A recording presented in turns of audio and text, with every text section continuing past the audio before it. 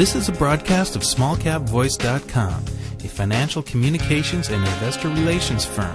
SmallCapVoice.com receives payment for investor relations and financial consulting services that it provides to its clients. You should assume that officers, directors, and employees of SmallCapVoice.com or financial analysts mentioned and their families hold a position and intend to trade in these securities for their own accounts.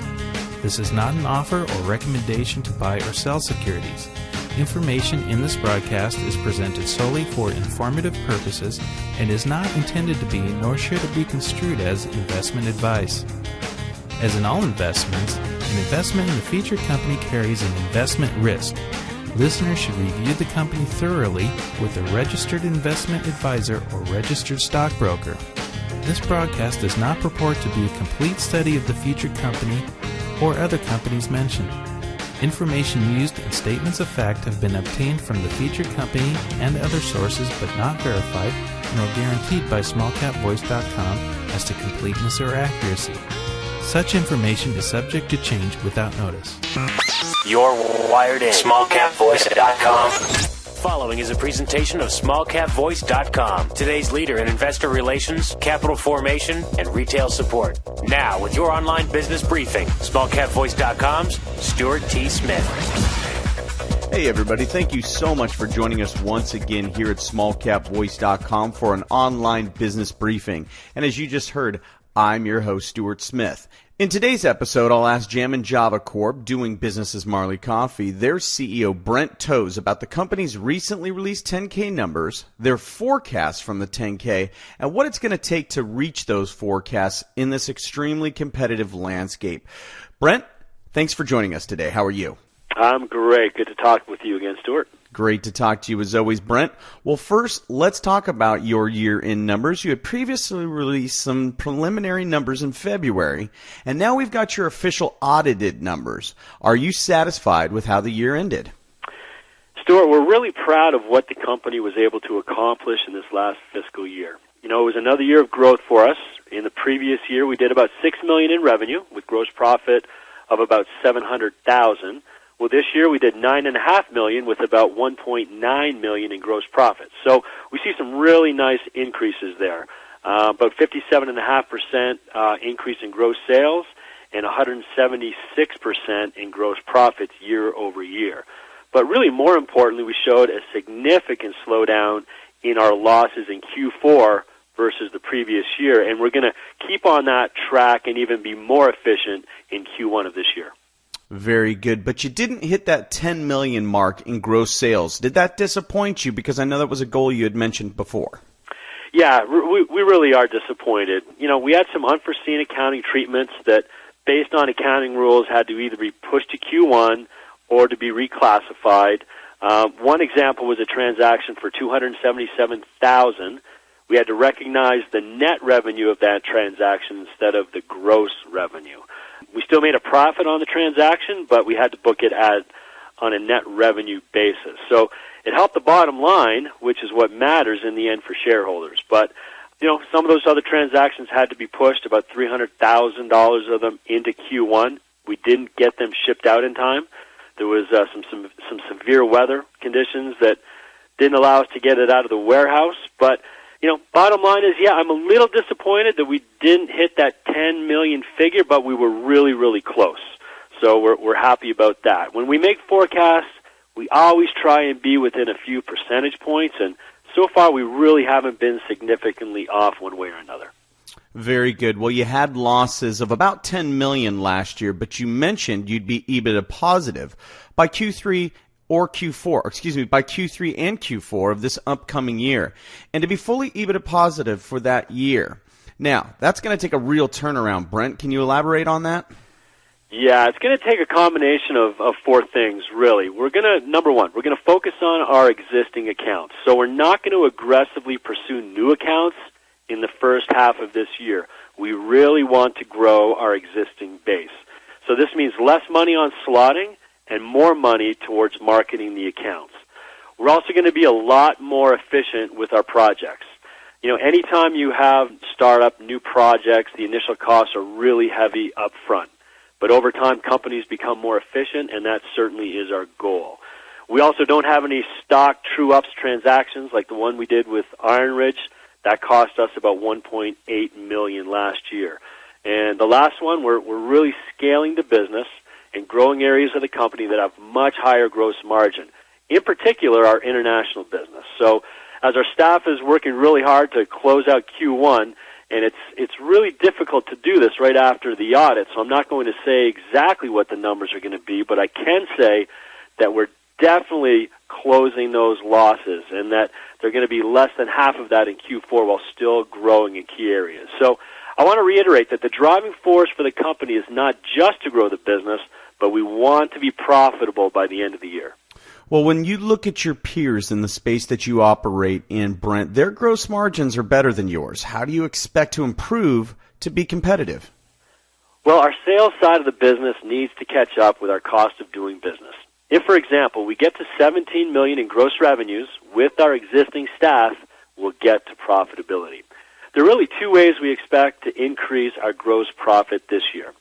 You know, right now about 70% of our U.S. grocery business is through a distributor or a middleman, and they take about 14% margin from our business. So again, as we grow, as we scale our business, we get larger orders, we pass a threshold from our retailers that lets us sell them directly instead of through a distributor.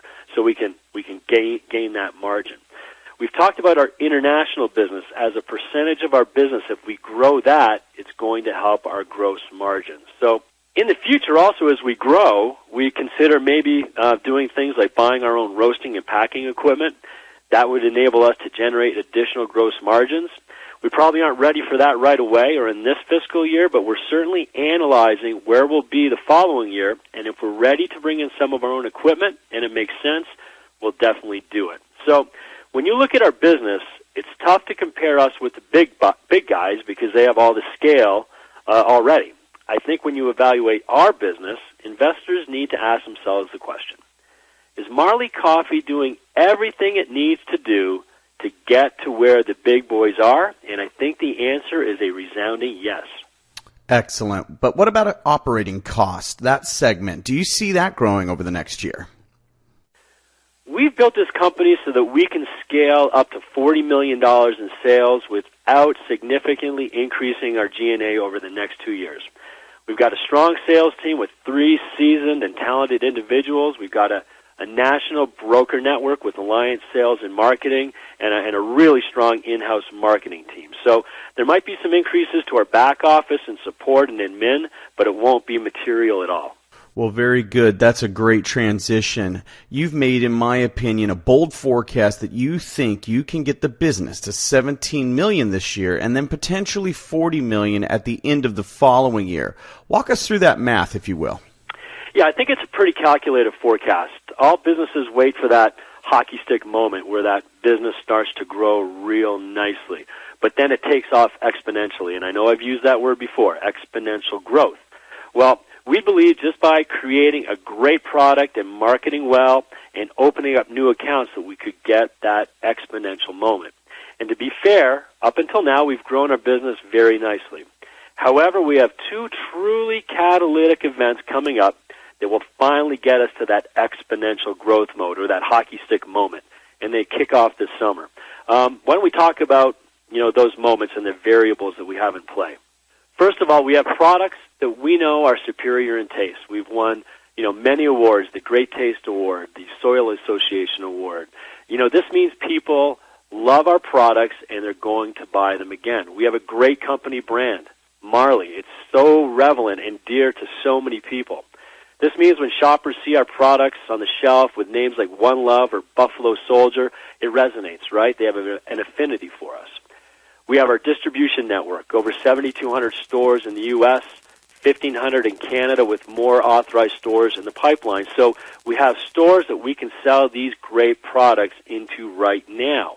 But really, most importantly, and what we're so excited about, Stuart, is we have been championing sustainability. And we know that people are really wanting a sustainable solution in this channel. We've all seen, or most people have seen, the Kill the K-Cup movement that's really resonated with people out there. They want a better solution. We can remember the baby diapers filling the landfills or the CFC ozone layer debate in the 90s.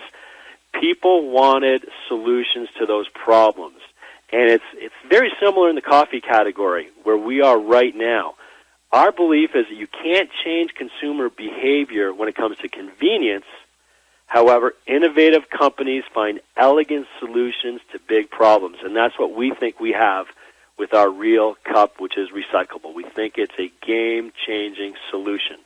People want a solution. Here at Green Mountain has stated that they have a solution or they want a solution, and their goal is 2020. Well, this is the hockey stick moment that we've been preparing for. We've been talking for a while, but the data says that consumers want it, which means retailers want it, and they've been asking for it, and in July we're going to start shipping. So we're really, really excited about that solution. So I know I've been going on and on here, but we're so excited about this, and it's so important for the company. And let's do the math. We're currently selling in 7,200 stores, and we average about 3 SKUs of our Real Cups in all those stores. If we can just get one additional purchase per SKU, per store, per week within our existing distribution, we can generate approximately $6.7 million in additional revenue.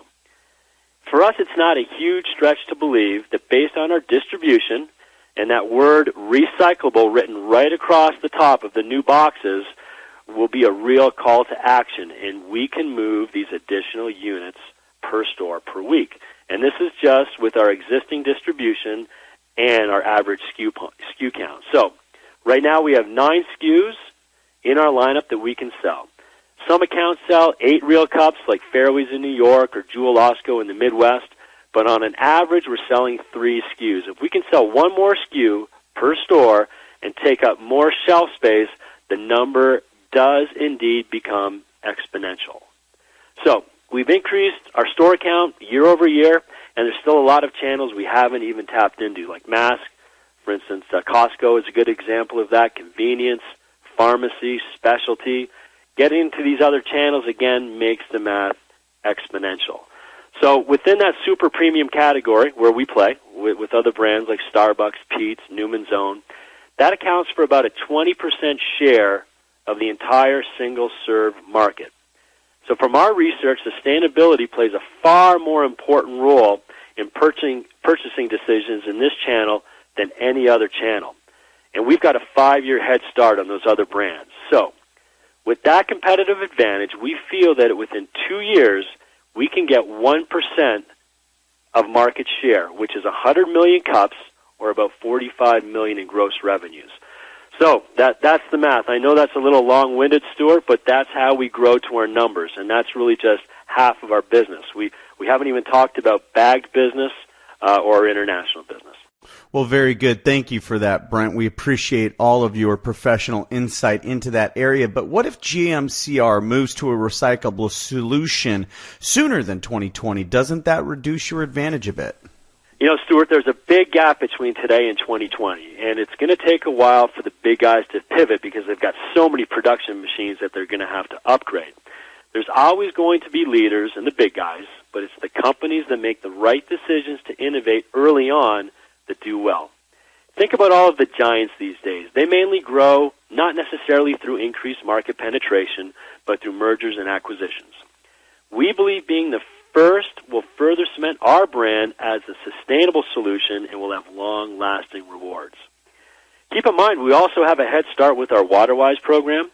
1 cent from every Marley Real Cup sold goes directly to WaterWise, which means directly to cleaning rivers and farming communities in Ethiopia.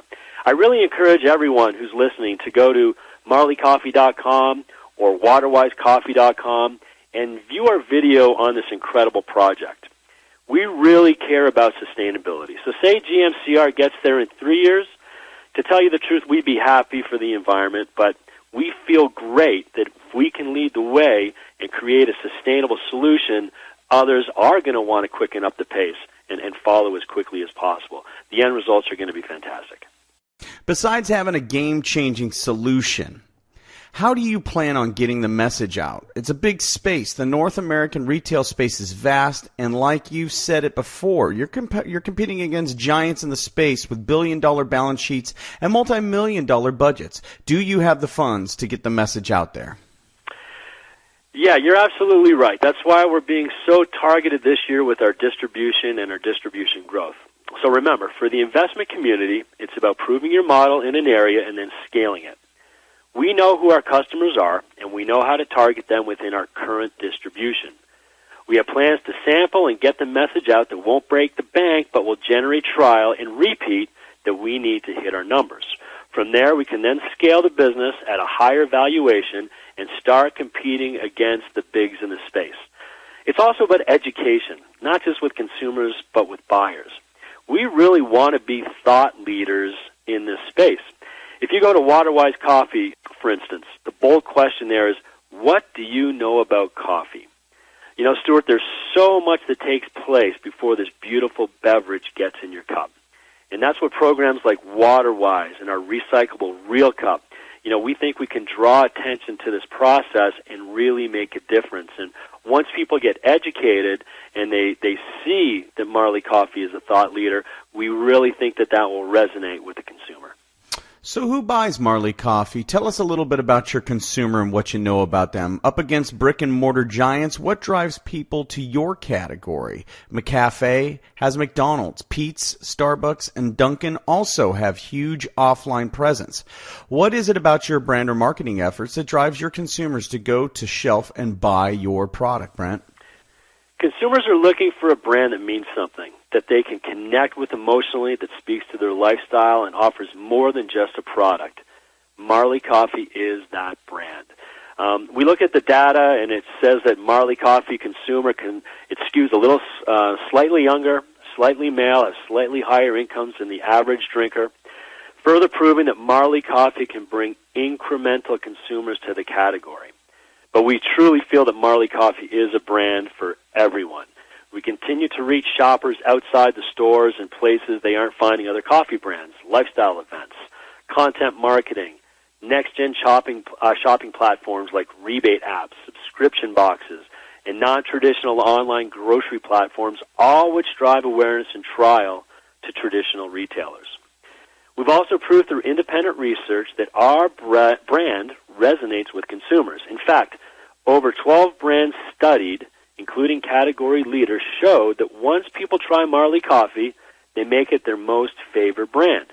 This means that consumers are coming back and repeating purchase with Marley Coffee more frequently than others in the category. So knowing this, we're capitalizing on as many opportunities in and out of store to drive trial and convert new consumers. We've also done some interesting partnerships with Keurig rival machine manufacturers, all of which are gaining market share.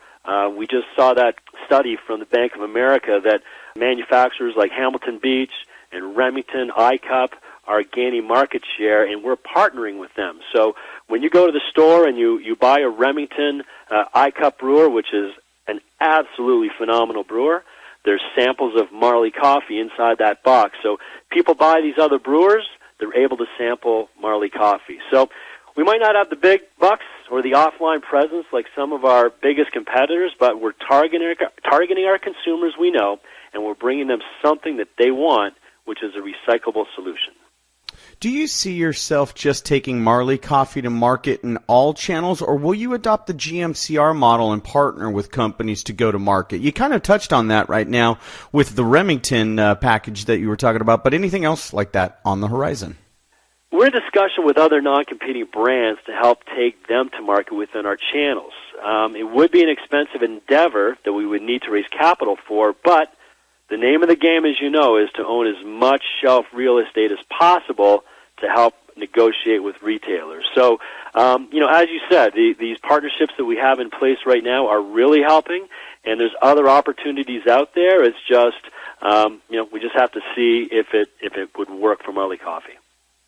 Very good. In your 10K, you spent a lot of time on your international accounts. Why is that so, Brent? Stuart, as you know, I've worked in coffee all of my life and with so many different brands. And I can honestly say that I've never experienced enthusiasm on an international scale like there is for Marley Coffee. We just love our international partners. They are so excited about the brand. And from an economic side of things, it really makes sense. We love this channel. It's a far lower cost of capital for us to run. Our partners know their territories, they know their markets, they market our brand so well, and in turn are growing our business in their areas. Well, can you give us some of the success stories or what international accounts are doing well for you? You know, I would say that international is so exciting to me personally because we're seeing some tremendous growth in those channels. So let me talk to a few of them in particular. Maybe we can start with Canada. As you know, Mother Parkers takes us to market in Canada in retail and grocery, but now they've also launched food service and OCS. So you look at to date, they've got almost 70% ACV in Canada, and they're selling Marley Coffee in almost all the major retailers, Loblaws, Sobeys, London Drugs, some incredible independents that have been with us from the beginning. We estimate the Mother Parkers will sell approximately 15 million recyclable real cups through grocery, retail, OCS, and food service within this fiscal year. And so like us, their estimations for real cup sales are based on year over year and doesn't really take into consideration a potential huge bump that we'll get when we launch the recyclable real cups. So we're really excited about that. I've also mentioned that they've taken our brand to the food service channel. They've landed some major food service accounts, and the projected volumes for this year is about 140,000 pounds of coffee with plans to get to 500,000 pounds by 2017. So, you know, again, we've laid the groundwork there for a couple of years, and it's paid off because we're really starting to see the growth take off. In the United Kingdom and Europe, I just got back from London Coffee Fest, and to say I'm excited about this market is an understatement. There's been a few changes in the market. Marley Coffee UK, they've just set up a joint venture with our roasting partner, Master Roast. So the model now is very similar to what we have in Canada with Mother Parkers. You know, Master Roast has been working with us for a few years, and they really saw how the business was growing, and they wanted to be a part of it. So this means far more resources for Marley Coffee. So by tapping into our existing customer base, we're leveraging all the great work that Guy and his team have done to this point, and then we add in Master Roast's large distribution network through Europe, we're really getting ready to expand. And in keeping with our sustainability theme, I'm really excited to announce that we will be launching the world's first fully biodegradable and recyclable espresso pod in Europe this summer. As I said, I was just in London for the coffee festival, and we were sampling this Nespresso-compatible product with the public, and people were just going crazy. So we're really excited about the United Kingdom and Europe. And you've all heard me talk about Chile. They continue to grow. You know, they're a distributor that just really gets our brand, and they've really seen their hockey stick moment. In food service, they've opened up over 350 accounts, ranging from boutiques to large restaurants. They recently secured Castano, one of the largest coffee chains in all of Chile, with over 80 stores. And if you look at that one account alone, they're projected to do over 130,000 pounds of coffee. And that's going to kick off in the summer of 2015. Last December, they gained distribution into 44 of the Subway sandwich stores as part of their breakfast menu, and the goal is to be in all 53 by the end of the year. So a lot of success in food service. They continue to grow that, but then that's helped them transition into grocery retail. So they've just placed our products into 100 Unimark and 50 Totus supermarkets. So those are two big retail chains in Chile. How we're really excited that Walmart is coming on board in Chile. So they're going to bring in 3 bags of our 8-ounce into 30 of their biggest stores this summer. And again, the goal is to get into all 120 of their stores in Chile within the next 6 months. And they've just recently started taking our brand into Peru and Uruguay. So South America, we're excited about it. Again, we've only just begun, but we've seen some incredible growth in a very short period of time. You know, South Korea is also an exciting market. We have several initiatives that we've launched or are going to launch this year. We believe being successful in South Korea has the potential to really get us to that next level actually throughout Asia. So we believe if we're successful in South Korea, it means we're going to be successful in Asia. So our South Korean partner currently buys green from us, green coffee, and also roasted products. We anticipate revenue from them to be about $1.5 million this year, with the goal of doubling that the following year. So again, a long-winded answer, but, Stuart, we're so excited about international, and there's other markets that we're working with partners to develop also in 2015. Wow, you're excited. I'm getting excited. I hope your shareholders are getting excited as well, because this does all sound very exciting for your company this year. I think the big question that your investors are emailing me and probably you is, how are you going to finance all this? Won't you need to raise more capital? Yeah, we will. We're currently looking at financing options, but more so in the form of debt than anything else.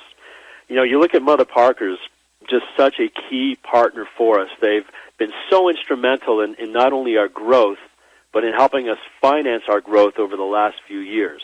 As you know, they invested $2.5 million into the company in an equity deal last year, and then this year they've extended our working capital credit by giving us about another $1.5 million interest-free. So it really shows how much they believe in the brand. And as we go out and look for short-term solutions, the number one thing we care about is protecting everyone's equity. This is how senior management and, of course, shareholders are rewarded, so we're really careful with who we want to work with. Looking into the future, does JAMN ever see themselves much further down the road becoming as successful and large as a Starbucks or a Keurig Green Mountain, say 10 to 20 years from now? What's your plan for the next 5 to 10 years?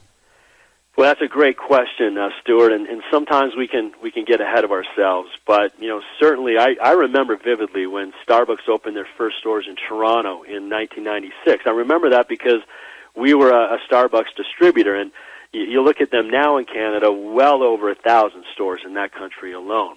I look back to the time when we became, myself and my past company became a Keurig distributor. There was just a handful of employees at that time, and look at how great they've done. So it's been a real incredible journey for these companies. It's been just awesome to see them grow to how big they are. So that's a great vision, but I've seen it happen, and I believe that we have a brand that, despite our humble beginnings, can resonate with consumers in a similar fashion. Really, Stuart, I believe sky is the limit. We have a brand that could be a platform for sustainability, multiple products, and multiple channels over the next few years. So we can see that once we grow to a certain scale, these possibilities are endless. But again, don't want to get ahead of myself. We have a vision where we think we can get to, but we certainly have to concentrate on being successful in the near term, but we do have a solid 5-year plan. I do know that within the next 12 to 18 months, we want to grow the business and move on to a larger index, say NASDAQ or New York Stock Exchange, and bring in institutional buyers. We're really not that complex of a company to understand in the short term. We're in the worldwide coffee business. We've got some major catalytic moments for the next year, and we believe the story around the recyclable cup is really our first major advantage and will really fuel our growth for the next couple of years. We're very excited about the future. Well, I'm excited about this audio interview. Brent, thank you for taking the time for your detailed and insightful responses to these questions. Quite a lot of information for one interview. I really appreciate your time in preparing for this and handling some of the shareholder questions that we threw at you. We look forward to great things from you and your company here in 2015 beyond, and we look forward to having you right back here at SmallCapVoice.com. Thanks, Brent. Hey, thanks, Stuart. All right, for Brent Toves, this is Stuart Smith saying thanks so much for listening. SmallCapVoice.com, today's leader in investor relations, capital formation, and retail support, provides its clients with the highest level of service. Our audio interviews are disseminated to one of the largest opt-in audiences available today. How? We at SmallCapVoice.com believe in aligning and affiliating ourselves with other leaders within the investor relations community. By sharing resources, each affiliated firm is made that much stronger, and each client is served that much better. Our focus is to identify and provide the very best financial services and solutions available to clients and their shareholders. For more information about our services, please call us at 512-267-2430 or visit us on the web at www.smallcapvoice.com.